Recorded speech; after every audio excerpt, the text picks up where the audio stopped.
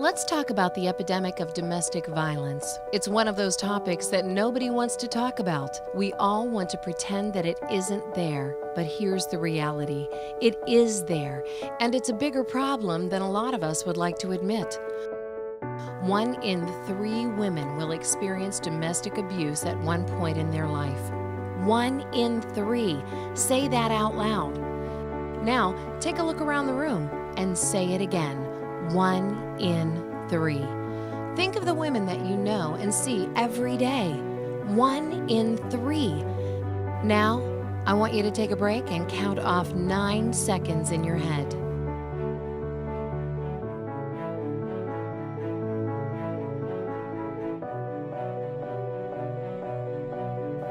While you were counting, somewhere in the United States, a woman was just assaulted or beaten.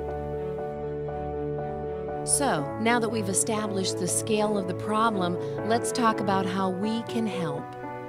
Our job is simple: to do proper screening and to connect the survivors to resources that will lead them to improved safety as best we can.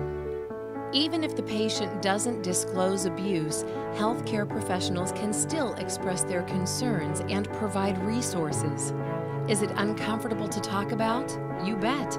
But you have to get over that and realize that you may be the one person that has the opportunity to intervene in this person's life and make a difference in their future safety. And that's not an exaggeration. Women who spoke to their healthcare provider about domestic violence were 4 times more likely to use an intervention and 2.6 times more likely to exit the relationship. But we have to do even better.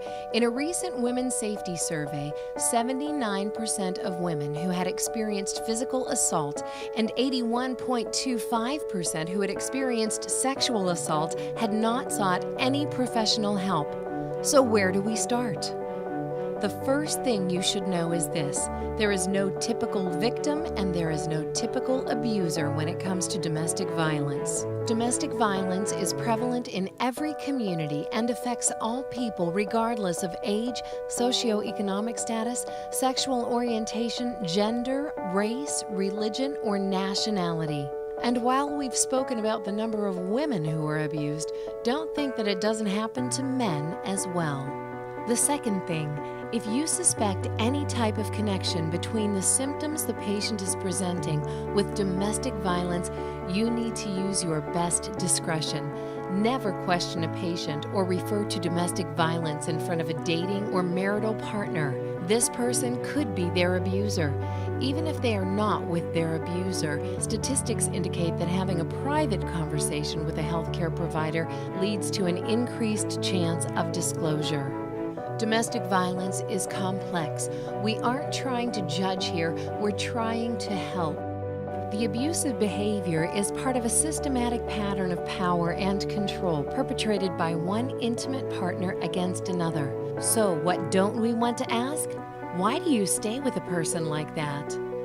What could you have done to avoid the situation? Why did he hit you? Remember, your job isn't to give in-depth counseling to the survivor. We want your interaction to be brief. What we do want you to do is refer them to a local crisis shelter or counseling resources as soon as possible. If we can be half as good at screening for domestic violence as we are at screening for diabetes and heart disease, it could go a long way towards improving the amount of cases that are reported each year. Domestic violence is an epidemic.